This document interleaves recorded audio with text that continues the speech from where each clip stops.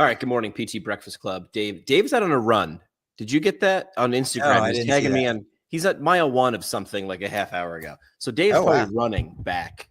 Hurry up, Dave. Or he's the one person watching us live right now. What do you want to kick off with first? I didn't know this about Topgolf. I've been to Topgolf 2 or 3 times. You sent a video to us, and you were giving me the beats a second ago. Topgolf was designed to turn non-golfers into golfers. Feels like a smart idea. Did it work? Spoiler, I wouldn't be bringing up if it did. So I don't have access to it. If you share the link to that YouTube video, before we hit go live, Jimmy and I were talking. I said, I listened to this. This is the stuff that I listen to when I'm on a run, when I'm doing anything. It's these like, did you know about business kind of stuff. When Topgolf first started, the original founders, they were totally failing at business. They were running up debt. They were using all of their personal savings. And the problem was they were trying to make Topgolf a way for real golfers to get better at golf. Nobody cared about it. Nobody wanted to do that. Eventually, they did the radio frequency. They gamified it. They eventually pivoted to, hey, maybe we're wasting our time. This reminds me of therapy. We're wasting our time forcing our ideal customer to want what we want them to want, instead of serving them what they actually want. And so eventually they pivoted to, okay, this is a sports bar where you can hit golf balls rather than this is a golf training performance center. Right. And that's when the idea blew up. All of a sudden you could take somebody that's never hit a golf ball before. And if you think about it, like, I'm not a golfer. I will golf, but I am not a golfer. The only thing I enjoy about golf is smashing the ball as hard as I can, no matter where it goes. The drinks, the hanging out, like those are the elements, maybe the betting. And so you pull those things out, you package it in an appealing way, and you sell it to the consumer who wants to do that. So like you could take, what used to be a 4-hour event and sell it by the hour. You don't have to get carts. I guess driving the golf cart's a fun part. It's fun. So basically, long story short, they were failing until they found the formula that their customer actually wanted. Eventually, it was acquired by Callaway. Problem is, when Callaway bought it, they bought it with the intent that we are going to turn non-golfers into golfers. If we can convert even a fraction of them into actual golfers who are buying equipment, we're going to explode our revenue. It just never happened because those people don't want to be golfers. Right. I love going to Topgolf. I don't want to go golf. Is there a parallel here to Savannah Bananas? Because like, it's not golf, it's not baseball, but that for Savannah Bananas, they're solving a boredom problem. Right. And that's what Topgolf did. But like, how often are you going to do that? Like, Savannah Bananas is okay if you come out and see us once or twice a year. Topgolf needs you to come out once a month if they're going to be successful in a community. Or they have I think it is. I think the underlying theme here is, what are the best parts? What's the 20%, that generates 80% of the revenue and profitability? What is the true product market fit? And let's just focus on that, So Dave is back. Dave, how was your run? It was good. I'm still not showered, but you guys come first, then shower and breakfast later. Smart man. Well, it's not smell-o-vision, so we're good.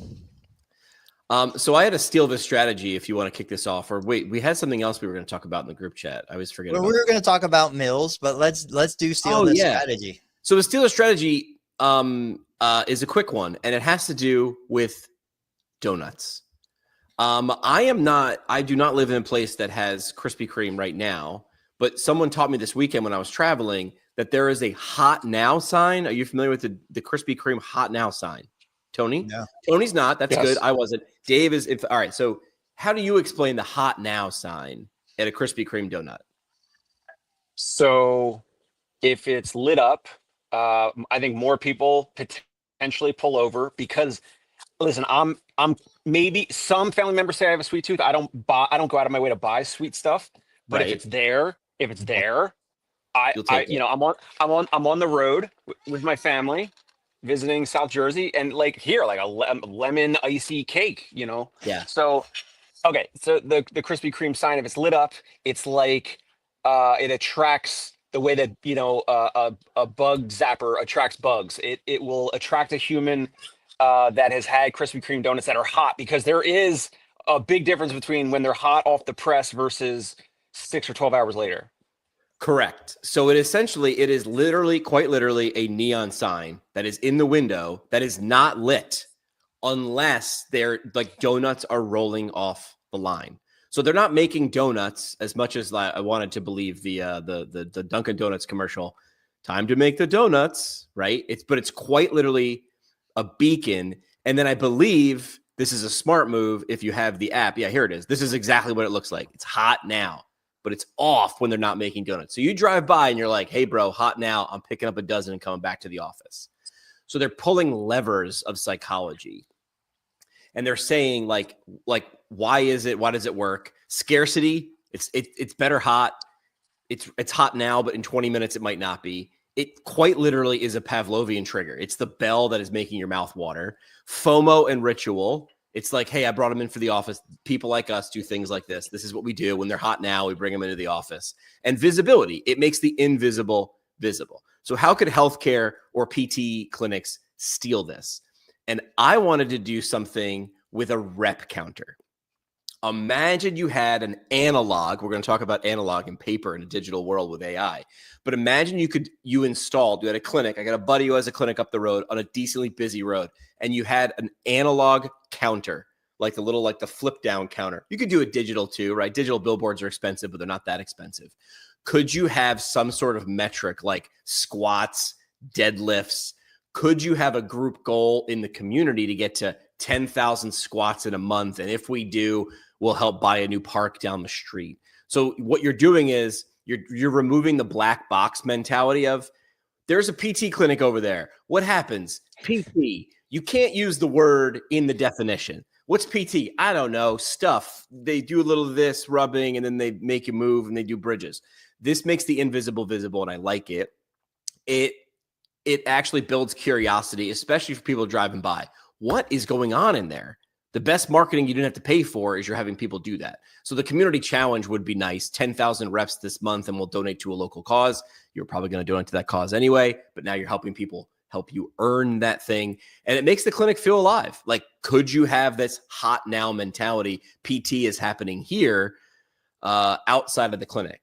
Bonus points is every time someone does something. YouTube is really great at this. When you hit a milestone, you get an email saying you hit number of views, but they frame it up in a badge for you to share externally, right? Which is so dumb. And even when I know the trick is happening to me, I still fall for it because I'm a big dumb animal.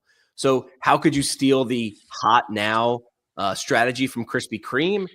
My vote is make the invisible visible and put it out there somewhere. I actually like the digital version, right? Like post it on Instagram, but that's done so much. I like the analog thing. Like now bell bottoms are coming back in, kids. In 2 years, bell bottoms will be back in because they were in, then they were out, and then they're back in again. So that's my Stilvis strategy. I want to hear how Dave can roll that into a mobile kind of business. I know for me, like the easiest thing is always, create a team, whether it's an actual team or a virtual team, but group patients together. Hey, you're purple, you're black, you're blue. We're going to compete against each other. We're going to achieve so many steps, so many reps, so many pounds lifted. I think Strava and a couple other, apps do that kind of gamification. And then just run a monthly competition every 28 days, which team won this month. And if you do discharge a patient, then you fill that spot with another patient. You could even go to like what the NFL does. You could have teams draft new patients. Like imagine you're a new patient coming into a physical therapy clinic. You're scared, you're in pain, you don't have any connection to anybody. And all of a sudden you're up on the draft board and like teams are battling for you. And we want John to be on our team. And, you establish that culture. I think it's such a warm invitation into the community, but I would struggle to see how you do it in a mobile business. Yeah, I was thinking Tony would maybe not even like it and say jokingly like tallying up units like billable units, and for us mobile visits, like I guess it's more about visits and maybe less about reps because you can't group people together. I think the best idea so far from this is already what Tony just said about groups. There's something called The Athletic, I believe. It started in New York City. It was invested by Ann Malum. Ann was the one that sold SolidCore for like $80 million or something. She raised private equity money, and she invested in a company in New York City. It's like group fitness, but it's like if I sign up, I'm with the same people Tuesday and Thursday at 6:30 p.m. It's the same 6 or 8 or whatever people. And obviously it builds community. And obviously people know like if I'm out and I'm not there at the workout class together.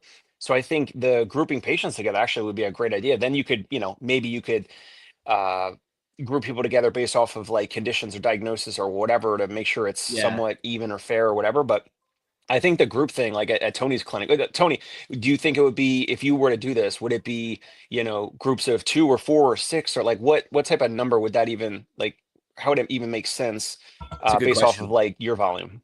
Yeah, it's totally arbitrary, but I would say groups of 4. 4 seems to be a good number. When I look at our patient volume, I look at the actual physical space, like how many people could we fit into the physical space, and these groups form naturally, so we have a non-covered maintenance program, a wellness program, independent exercise, whatever you want to call it. But these little subsets of individuals, we have our Tuesday morning 9:30 to 10:30 a.m. group. They come together, they socialize. Some of them are neighbors. And then we have a different group on Monday, Wednesday, Friday mornings. We have a third group Tuesday, Thursday afternoon, and a fourth group Monday, Wednesday afternoon. So they naturally kind of congregate and come in together. And once they've started seeing each other for a while, they're like, hey, where's John? Where's Dave? Where's Mary? But it seems to me, just based on my experience, groups of 4, probably ideal.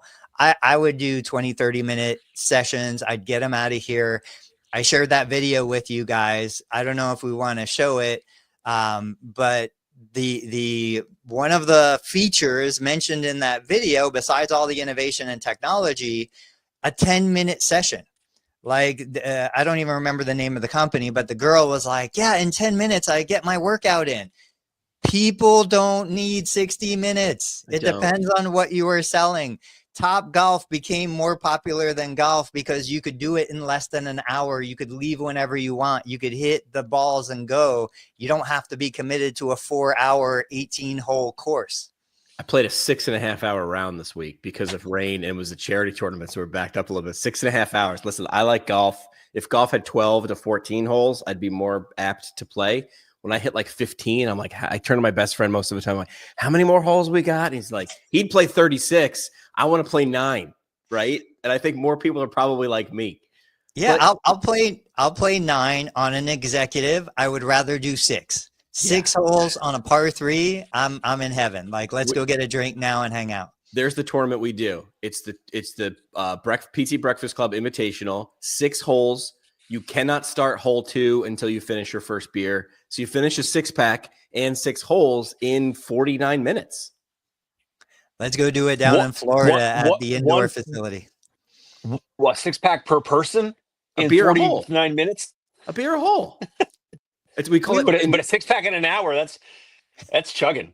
Listen, we called it bad boy golf in college. This wasn't good. All right, I asked a question on Tuesday. This was Hot Take Tuesday, and this is what we wanted to talk about, right?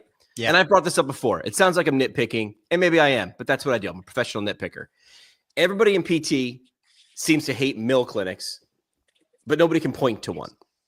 All right, you can't actually tell me what it is. When I ask, the numbers are all over the place.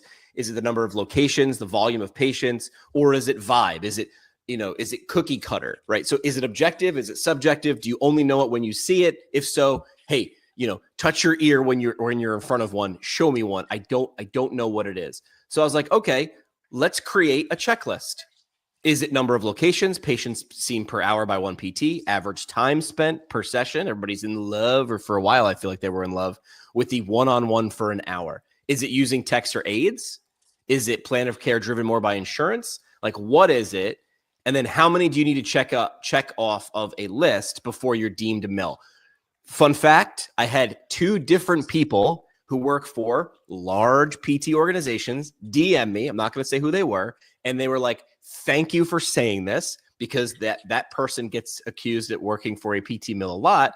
And they're like, but you can't tell me what it is. So they agreed with me. Of course, now they're getting called, this spade is getting called a spade, right? I don't know if they're a mill because I can't identify one. When you hear these questions, you guys are sort of opposites, right? Mobile, one-on-one, cash pay, New York City, and then Tony's brick and mortar, Ohio. What is this question, or what does this problem set off for both of you? Dave, why don't you go off? I commented on Jimmy's post and I said a physical therapy practice that books and treats 4 patients per hour, I think could be defined as a mill. Now, the funny thing is like Tony always says, is there's a lot of patients across the country that are okay with that experience. They're fine with that. It's the therapists that are not okay with it. It's the therapists that actually have had challenges or issues because it's more documentation, it's more notes. Management is, forcing productivity and having them see 12 or 16 or 18 or 20 or 30 patients a day in some clinics. It depends on obviously the clinic, and Tony is brick and mortar in network, but still very different than a lot of the bigger corporates out there. So my comment was like Jimmy posed, as he usually does, and oftentimes Tony does, like a question, and I was like, here's an answer. Like no one in the comments was giving an actual answer. No, That's they never my do. opinion. They never That's do. my opinion on an answer. All the other things are kind of like, symptoms of the thing. But the thing is, obviously, it's like a productivity measure coming down from corporate or the ownership, because reimbursement has plateaued or in some cases decreased from the last 10 or 15 or 20 or whatever years. And so a really simple thing is like, how is the schedule developed? When my first job out of school, it was a physician-owned practice, but a great mentor, physical therapist that brought me in there. And it was 3 patients booked and typically arrived and treated, obviously 10% cancel, no show, or whatever. But the schedule was 3 patients an hour. But there was an aide, and at times it was busy. And now more and more therapists coming out of school do not want to work in that model. And so therefore that model has been, I don't know, poked at. It's been a part of the focus of the profession with therapists, whether it's Facebook groups, it's LinkedIn, whatever. So that's my thought is like, and now just because if Tony's practice or some other practice does book and treat 4 patients per hour per therapist, per PT or PTA, it's not necessarily a bad thing. I think it's a bad thing when all the patients are just getting the same exercise, or they're all getting billed 4 units, but they're all being treated like simultaneously, and it's not one-on-one, and obviously that would be fraudulent. So I think 4 patients an hour booked and treated would be a mill, but I'm saying a mill is not necessarily a bad thing. Yeah, I love it. I agree. Like a mill is not necessarily a bad thing. We all want to complain about how expensive healthcare is. Yep. Yet once we develop an effective system to deliver an outcome for lower cost, everybody freaks out. It's one of those deals where it's like, all right, let's dig deeper. Let's go behind the question. What does this really mean? I've never heard a patient come in and say, oh, that place is a therapy mill. They don't know. They don't care. I've shared this story. I took a picture 2 days ago inside my clinic. So I took a picture because I was teaching my Medicare billing course. And I was like, look, guys, this is a scene inside my clinic this morning. I had a mother-son, both patients. I had a husband and wife, both independent exercisers that had been patients, now transitioned to a wellness program. And I had a third patient. So 5 people, 1 therapist. We had an amazing time. Everybody was happy. Everyone was having fun. Like everybody was getting better. And I would tell you that nobody felt ignored. Nobody felt like this is the real problem. Patients complain not about too many people. They complain about feeling ignored. They complain about the therapist in the computer and not focused on, making me feel paid attention to. Listen to their jokes, laugh at them. Listen to their stories, connect people to each other. Nobody feels like they're getting a bad experience.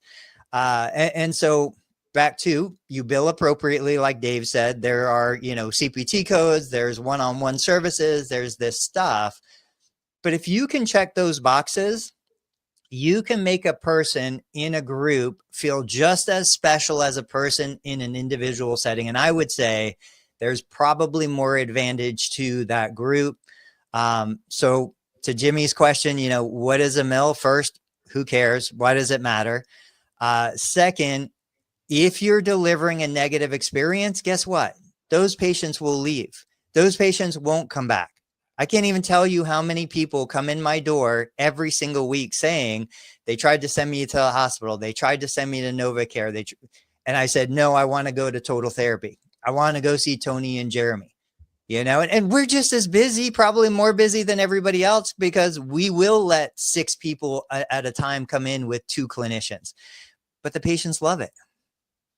Here's the kicker that I had also written, which So is, go ahead, Dave. No, go ahead. I'll swing back. The kicker is, if you run a clinic and pride yourself on being the opposite of a mill, shouldn't you actually appreciate that it exists? Without them, who are you the opposite of, right?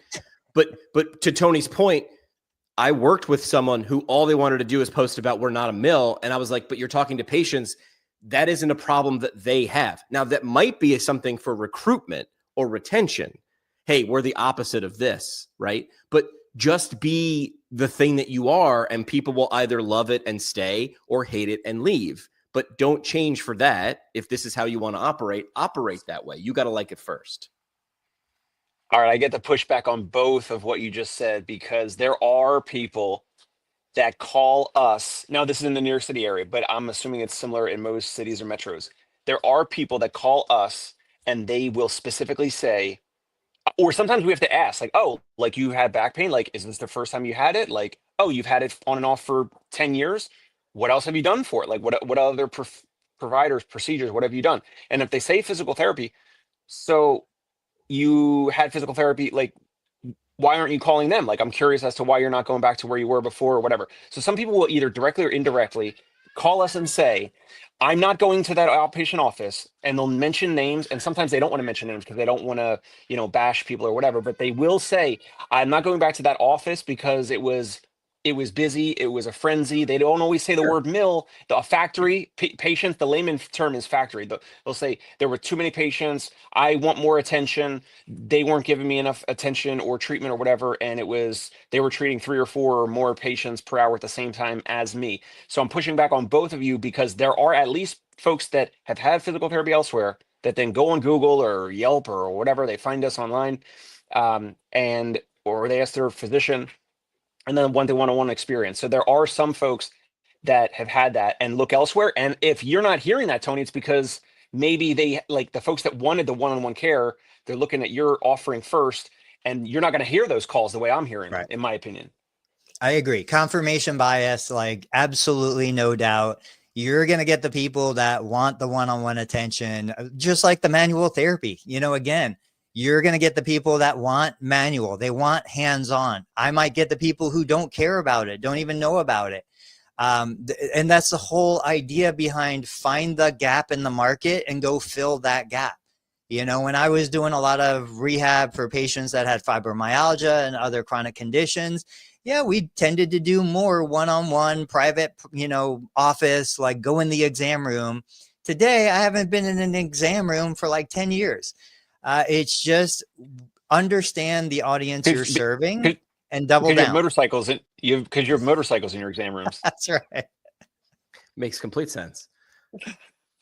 Water finds its level. Like, people will like and dislike, and that's good. I think that's good. It's choice.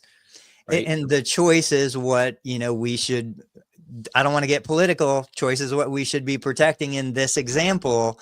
Like, if you don't want to do what I do, awesome. Don't freaking do it. I don't care. That's less competition for me, but let me do what I think is best. Let me deliver a 10-minute visit. I don't know if you guys saw it. I'm curious to hear your perspective. Let me take a new patient phone call and convert them into a telehealth visit while they're on the phone to make that a billable event. So I'm not giving away that time anymore. And the people who don't want to do telehealth, don't do it. It's good. Like, who cares? But if I can offer a quick solution to somebody who's suffering right now and never be in person with them, I think I have the right to do that. Agreed. Did you guys see that post? What are your thoughts on that post? I didn't see the post. I want to talk more about it. Like, are there any other practices that do this, Tony? That, I mean, corporates, To I feel like my knowledge, so let me break it down. Why wouldn't they do that? Let me break it down kind of like I did, and then you guys can tell me what you think. So the whole idea is Medicare continues to pay for telehealth through the end of September 2025. Unless the laws change and extend, we lose that ability end of September 2025. When a new patient calls my clinic, and the comparison I made in the video, as I said, look, imagine you've got a toothache, you call the dental practice, you're like, my tooth is killing me. Oh yeah, that's a different version of the same thing, but my tooth is killing me. The dentist can't get you in for 72 hours. But the person on the phone says, Tony, just hang on. If you want me to get Dr. Dave, the dentist, on the phone, switch to a video call. He can take a look at your situation and give you some recommendations for temporary relief. You'd take now, it. I was talking to Michael Derry last night. Michael wrote a book. He's working on getting it published about sciatica. I think Dave Kittle, you're probably in this world. There's probably things you can do for somebody suffering from sciatica who went to the emergency room, nothing they could do to help them, got them discharged with muscle relaxers and pain meds. And if they got on a video call with you, even if it wasn't as good as seeing you in person, they couldn't get your magic fingers, you could probably give them 2 or 3 things to do to manage the symptoms. So absolutely. With Medicare guidelines the way it is, like absolutely right now, we could go from a voice call to book an appointment, send them a link, because most people are calling from a cell phone anyway. Send them a link, switch them to a video and audio live chat or live call, which is on a HIPAA compliant platform. And now that becomes a billable evaluation. And when you look at the Medicare guidelines, CMS chapter 15, section 220, it says very, very clearly, all you need is a diagnosis, sciatica, shoulder pain, whatever, and a functional assessment. John, can you bend over and put on a sock? No. Okay, my functional assessment is done. Now let me give you something to help the sciatic pain right now, and then I'll be at your house tomorrow, in a couple of days, whatever you need to do.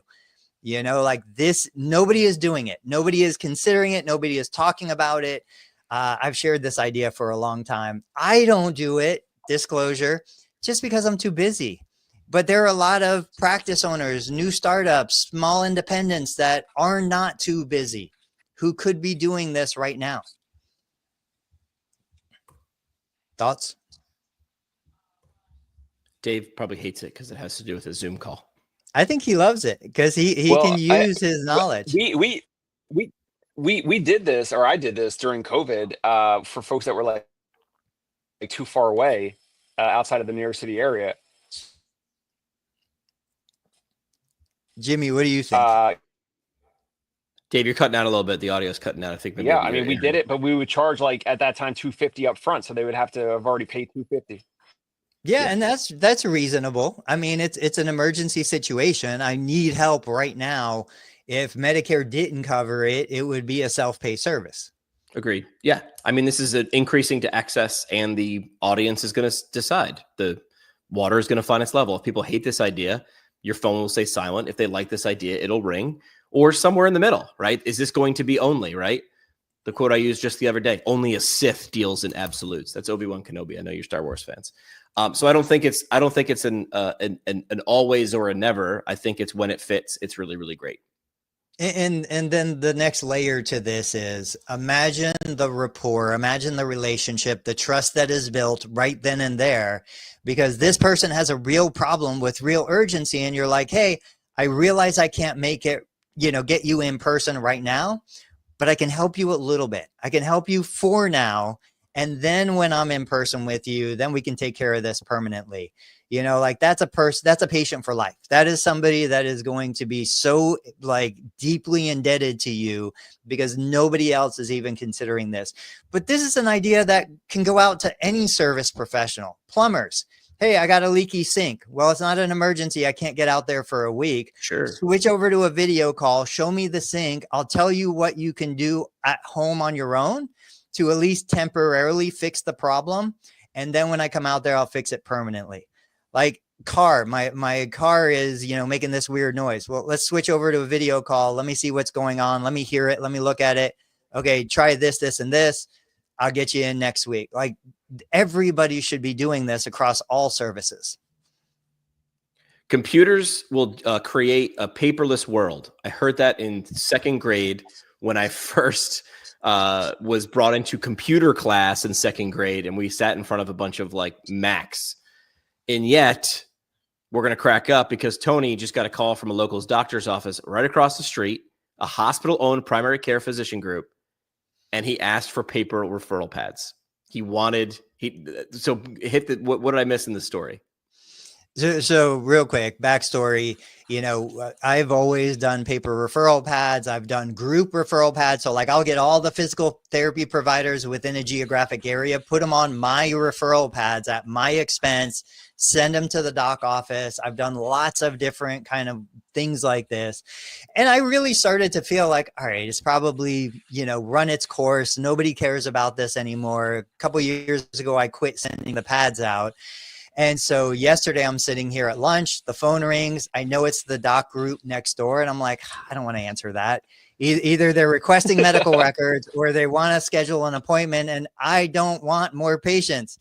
So I let it ring. It went to voicemail, but they didn't leave a message. 5 minutes later, rings again. I'm like, all right, I got to be a big boy, put on my big boy pants. I answer the phone and they're like, hey, can you send us over more referral pads? We've got patients, and we ran out. I was like, oh, okay. I send my son, who's doing a summer internship with us, across the street. He drops them off. The point in that story, though, is these guys are all hospital-owned physicians. They're great physicians. I've known them for years. They are pressured to send to the hospital outpatient clinic. There's zero doubt. But they still need their patients to be seen. The hospital outpatient is full. They give the patient the internal EMR, the Epic EMR referral, but they also wanted the referral that has our address and our information and the other stuff on it. So we sent over a handful of pads. It reminded me that this is still a thing. And now I'll go and I'll start sending them out to all the other docs in the area. Dave had a comment. Dave, you're grinning. No, Jimmy, you shared the screenshot with my comment that I had messaged you guys yesterday. I screenshotted that. I was going to post it publicly, but the comment under Tony's post, I didn't post it, but it had said something like, in healthcare, paper referral pads and fax machines are still used, but Tony Maritato thinks artificial intelligence is taking over. Think again. And I believe it. I believe that. I know Tony has a lot of faith and enthusiasm for artificial intelligence, but we don't. I mean, our practice, we don't have a fax machine. We have referrals, and people call up, or nurses or whoever, and they're like, "What's your fax number?" I used to say our fax is down. Can you email it? Now I just say, "Can you just email it?" So we don't. We have opted out of the fax machine. I've never had a fax line, even though you can have one for $5 a month and have like a whatever over Wi-Fi. You can have a fax line. And I'm just like, I just don't do it. Right. It's so funny. Like Tony's handing out paper referral pads that are still being requested. He may or may not have a fax machine, but he thinks artificial intelligence is taking over. So it's just here's comical. the thing with it's that. very ironic. The thing with that is AI is replacing the stuff that we thought would never be replaced, but it's not replacing the stuff. Like you hear the people say, I don't need AI to do this. I need AI to vacuum my carpet. Like You're right. I will be replaced because my perception of value in the physical therapy world is my brain's ability to process dynamic information, right? Dave comes in. Dave's like, I play recreational baseball. My shoulder's been bugging me. Oh, I also got a COVID injection a couple, whatever years ago. And ever since then, my shoulder's never been the same. Making the connection between the chemistry and all the other stuff, Dave came in thinking it was something related to mechanical pathology. I think it's more chemical pathology. I thought that was safe. That's gone. Like that is what AI is going to replace. What AI is not going to replace is the human who rubs Dave's shoulder while Dave tells him jokes and he laughs at those jokes. Like, those are the things. So the fax machine, it's 1987 technology. You're right. AI is not replacing that. Like, there's still people on old systems that are using old technology. We're one of them. I have a fax machine in every office. I have a fax machine at home. I get faxes every single day. But what AI is replacing is the stuff that we thought was irreplaceable. Our intelligence, our analytical sense, our ability to put pieces of a puzzle together. That's gone. Yeah, I think it's the simple, tangible things that people like a reminder. How many times I take a business card. I actually still do. I do snap a picture of it, but I stick the card in my pocket because I know it's solving a forgetting problem or a losing it problem, right? I can store anything I want in Google Drive, and I do, and then I can't find it. If you guys ever use Notion, I haven't. No. Notion's essentially a little world you can create, like an internal wiki. And companies I've worked for, of like, that's over here, how to do that. A lot of SOPs, a lot of like internal data. And I, use the phrase, and I don't know, probably not the first person to use it. I'm like, it's in Notion. The answer kept being, it's in Notion. Hey, does anyone know how to do this? It's in Notion. I'm like, yeah, but Notion's an ocean. Like, I know it's in there, and I'm here for you. Can you tell me how to do it? Or can you point to where that thing is? Because I looked there already, and I can't find it because it's in a sea of everything. So when everything's important, nothing's important. And it's just a pendulum. But I think you're right. It's the repetitive tasks. It's the things that should be done. Seth Godin said this 10 years ago. I'll go ask AI when the actual blog post was from Seth Godin when he said this. And it's something stunningly, stupidly simple. When you're buying something from an online retailer and I'm putting in my address to either have the product shipped to me or for my credit card information verification, I type in two pieces of information. And his question is why? I type in my zip code and then my state. You know what state I live in based on the zip code. That's how zip codes work.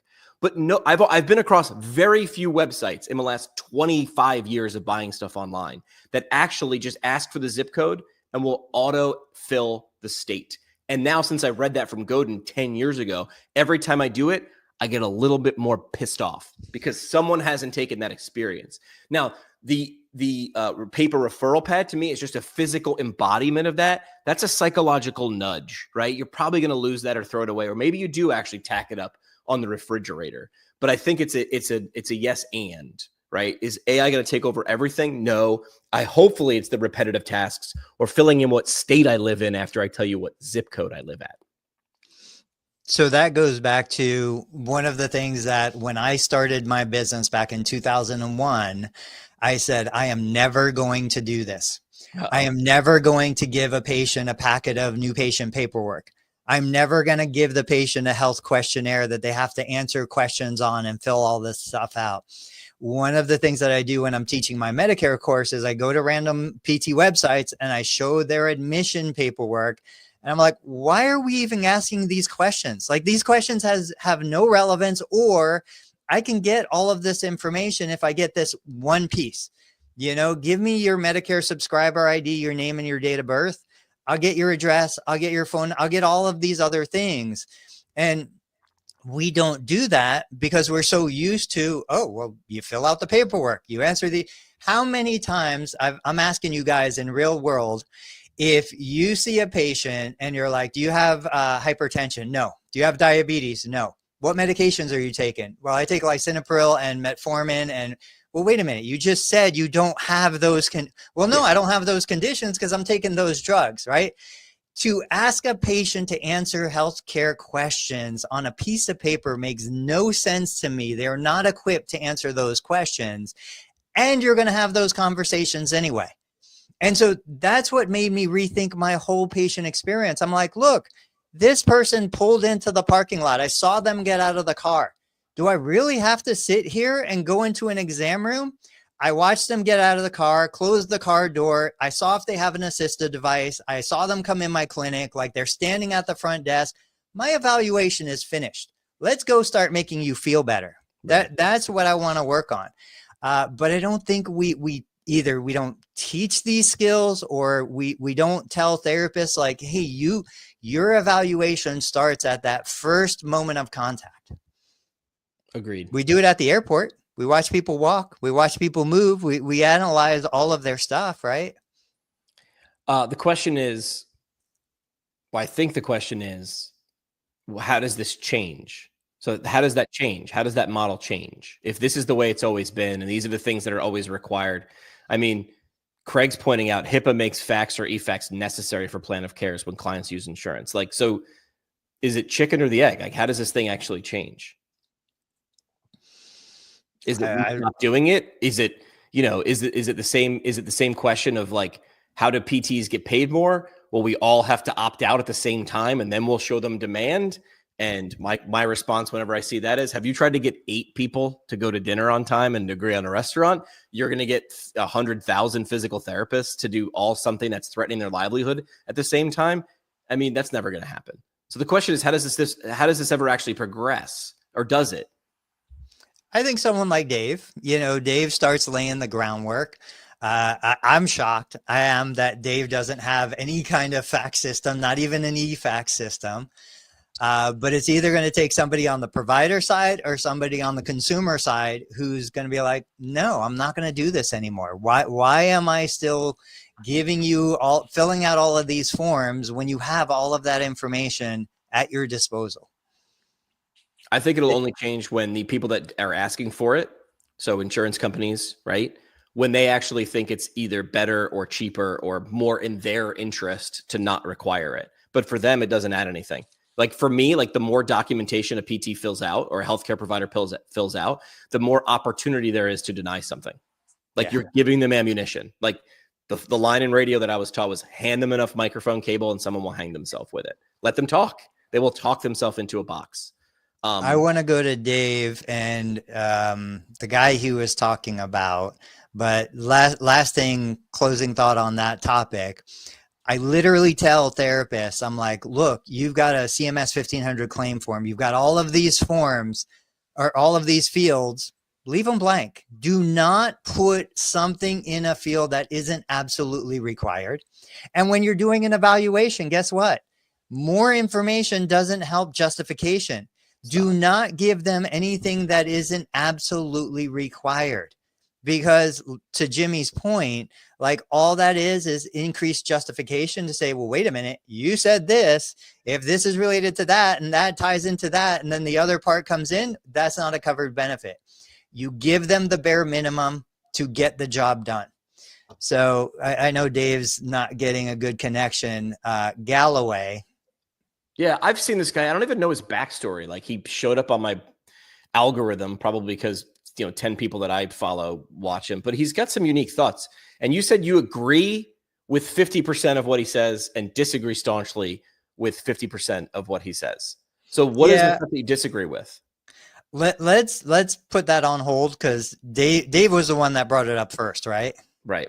Yeah, I want to hear what Dave has to say. I mean, effectively, he's got $100+ million. He has the freedom to talk about certain things and choose a certain path. And I'd be curious to see what Dave says. If Dave doesn't come back, what were you going to say? Well, I was going to go the rundown because he did a thread, and this was so it wasn't just about like who this guy is and do we agree with him. I was sort of trying to buy time there for Dave to get back on the Wi-Fi in the diner that he's at on vacation. But in this thread, Scott Galloway is talking about the war on young people, and Dave in the group chat was saying, hey, maybe it's not a business model or PT making less. His view here was it's everybody.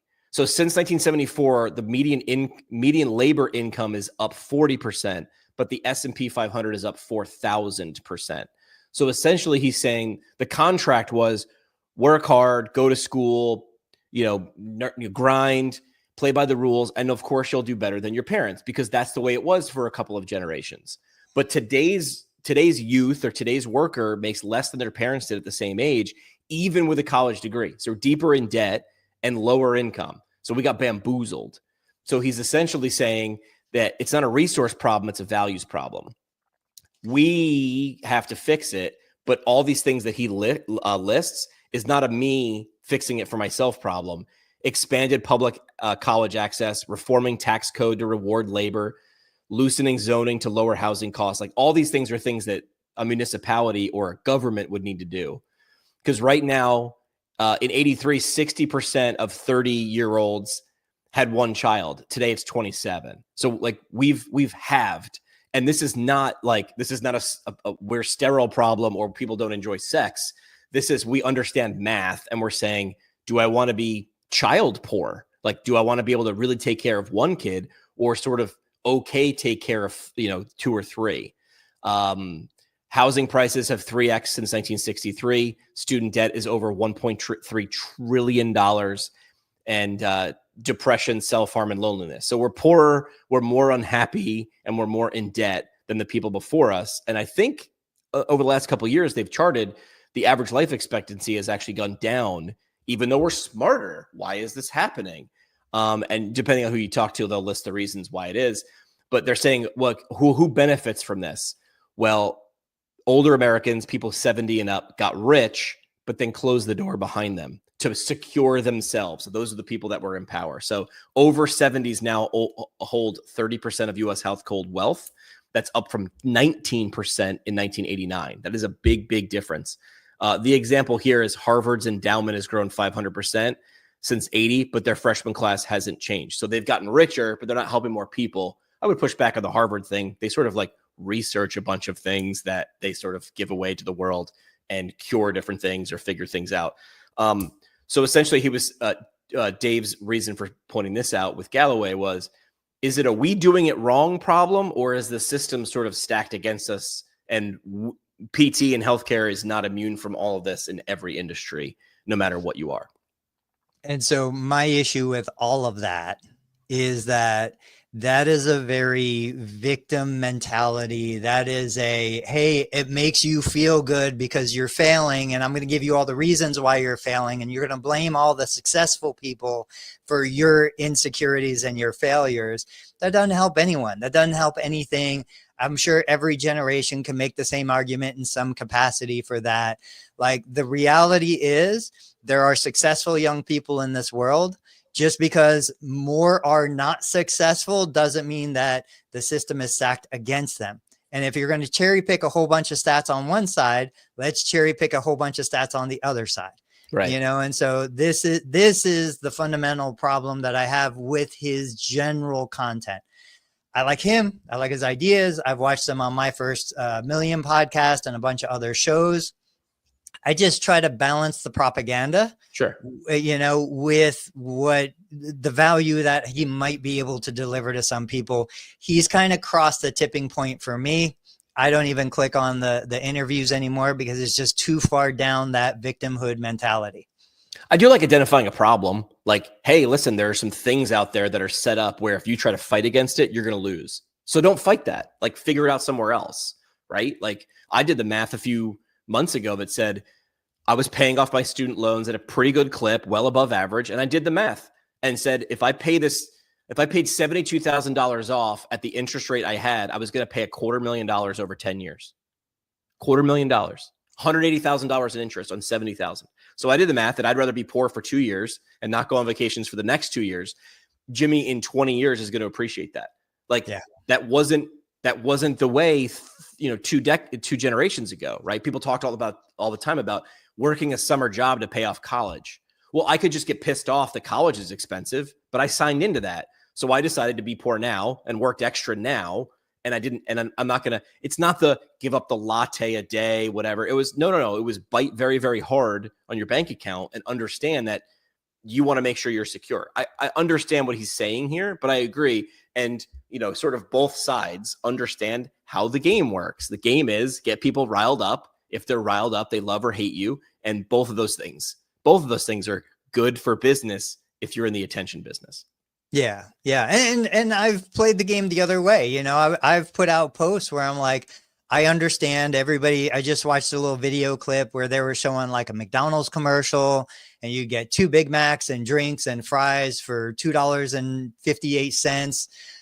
Now it's $25.68, But on the flip side, I was also the person who spent $7,000 on 100,000 words of content in 2023 that I can now get for $20. You know, like there have been some, yes, my house today is worth double what it was when I bought it in 2006. That's horrible if I want to buy a house today. Right. But on the flip side, there is access to AI and other technology that now I can run a clinic just as profitably with 3 people that I used to have to hire 10 people for, you know? So there's always going to be opportunities, and we see it all the time. We see young people that are doing things, generating millions of dollars, that are no smarter than anyone watching this show right now. They just chose a different path. So we can acknowledge the golden handcuffs. We can say, look, I spent a lot of money on my college degree.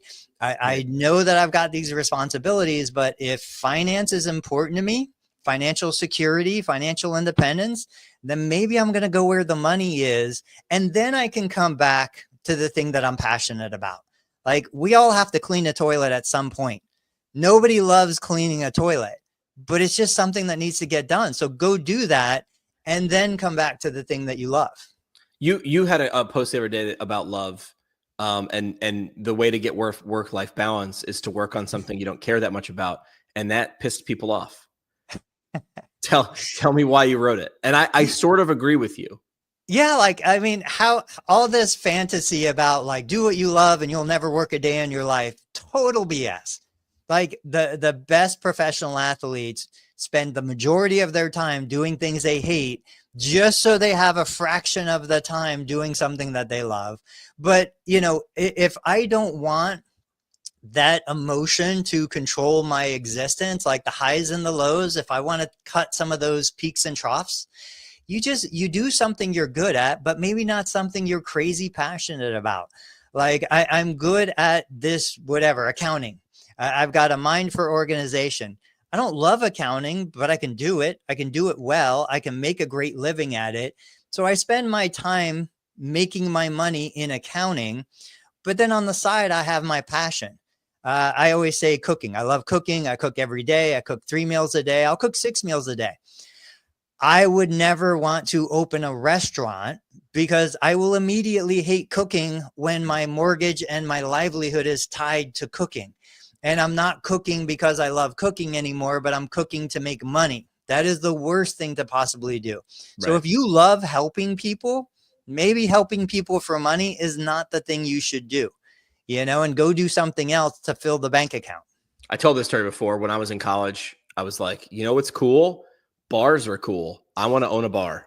And my Uncle Frank owned a bar. And I don't know if it was brilliance, genius, or just sheer accident that he said, well, hey, summer between junior and senior year, I was interning at K-Rock where Howard Stern was an intern, because I was also like, maybe radio. And I did both for a summer. At the end of the summer, I mean, I had a ton of fun doing both jobs. But at the end of the summer, Uncle Frank came to me and goes, so what are the thoughts on owning a bar? And I said, I want to go to bars. I think I want to go to bars. I want to hang out at bars for a little while and then go do other stuff. And that's what I wanted my outlet to be. Even though, I mean, at the time, it was a pretty lucrative job to just be a bartender. It's a cash business. Cash was right in front of you. By the end of the night, you got paid every night on time. And even though I was like, 20 years old, knowing I don't want to be doing this when I'm 41, and to get what out of it, what I would need I'd have to put so much into it, I wouldn't get enough out of it. I said, not my thing. So I went and did another thing. Did I ever tell you about my mom's nightclub? No, your mom at a nightclub? Yeah. So this would be an interesting story for everyone. I've had such a random existence throughout my life. There was a phase. So my mom came from South America. She was the first in her family. She immigrated to the US. She got a job in Queens, New York, and then kind of grew and bought real estate. And this was a teenager coming, didn't even speak the language. So this was kind of her by nature. She always loved business, was always an entrepreneur. Her dream had always been to own a Spanish nightclub. And so once she had kind of gotten out of the fashion industry and what she was doing for most of her life, she bought a restaurant down in Bradenton, Florida. It was a huge building. They converted it from full-time restaurant with a full liquor license into a Latin nightclub. And she tried to do what she thought everybody did. You're open 7 days a week and you do all these things. And she was like, no, that's not working. She got rid of everything. She went to only one night a week. She could fit about 600 occupancy, 600 people in the building. She charged a $20 cover so that she had kind of a higher level clientele, but no glasses, no bottled beer. It was only canned beer. You only had 3 choices. It was like Corona, Bud Light, and something else. All mixed drinks came in plastic cups, so nobody got into fights and people weren't getting, cut with glass. Sure. She hired a couple local police and had a security team. And I mean, it was just printing cash. I remember growing up as a kid, she'd be like, hey, can you get me something out of the closet? I'd go in and it'd be a stack of $5,000 in 20s just because she had so much cash everywhere. And I learned so many lessons through that. I became a bartender and I would serve drinks and all of these different things. But I just think, like you said, you've got this idea of what you think you want, and then you get into it and then you're like, oh, that's not actually what I want. Patient comes in, I've got shoulder pain, I want to throw the football. Okay, let's start lifting weights. No, I don't want to do that. There's a disconnect between what we think we want and what we actually want. I think I want to throw a football. I actually just want my shoulder to stop hurting. Right. I don't care. I'm happy with the dream. Right. Yeah. People want the result, but not the process to get the result. And I'm very sorry. That's what makes it unachievable, which is funny too, because of now like the whole Ozempic and those things are coming out. And there was, do you know Cory Doctorow? He writes like he wrote for like the website, or still does, for Boing Boing. Essentially, he's just like this tech guy. And I started reading some of his stuff 10 to 15 years ago, being like, this is cool. This is sci-fi. And then slowly, after I stopped reading his books, the stuff that he was talking about started happening. Like, he was the first person I ever like read a fiction book about 3D printing before I ever heard any article on 3D printing. And he talked about 3D printing and what would happen 10 years. What will that do to the economy? What will that do to value? Where does value shift? If I can just steal a plan from an object that you took years to figure out how to make and ingenuity to make, and I can just download it and then print it myself. I don't need you anymore. In parallel, he was talking about biohacking and talking about one of the characters was a genius, but always obese and overweight. But he started doing this biohacking thing. And of course, now he became this version, a good looking guy in shape, but didn't have to do any of the stuff. He in turn had to ingest like 6,000 calories a day or something to keep up with it. It was an increased metabolism drug, essentially.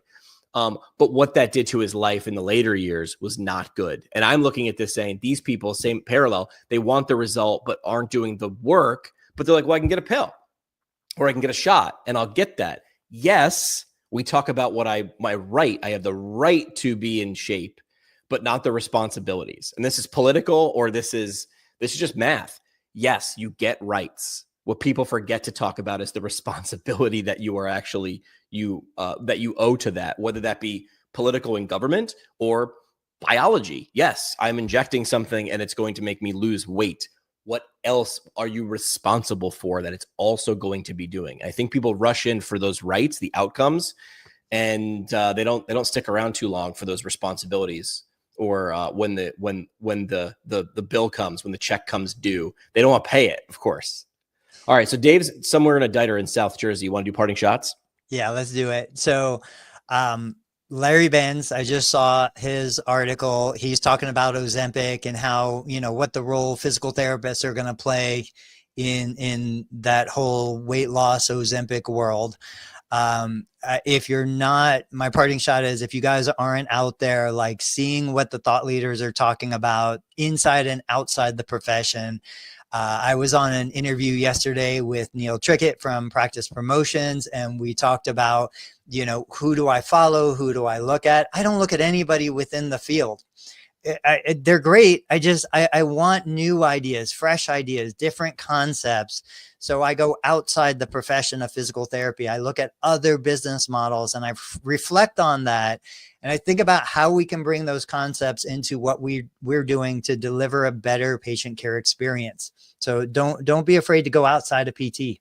I would yes and that, which is don't be afraid to do it. I'm going to say you have to. If you're just photocopying what everybody else is doing. I remember being in radio 15 years ago, and when I got to run my first radio station, there are all these industry conferences and stuff like that. And I remember my boss, the general manager, would be like, "Do you want to go to this? Do you want to go to this?"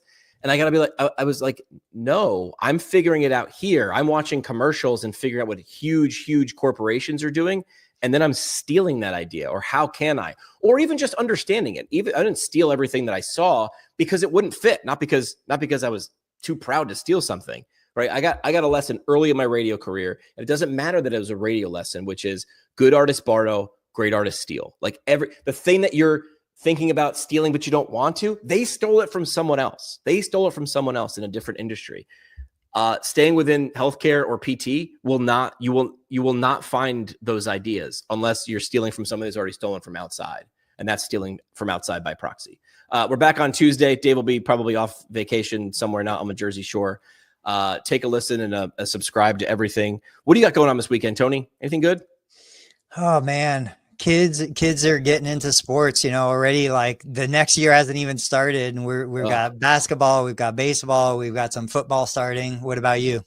Father's Day, hanging out with dad, steaks. This is true. Probably that pool. It's going to be some good weather finally in the first time. I think there were 31 weekends in a row with some precipitation in New York State. So fingers crossed we get a Father's Day weekend without some rain. We'll see you guys here back next week. Thanks for spending time with us. We appreciate it. All right, we'll see you.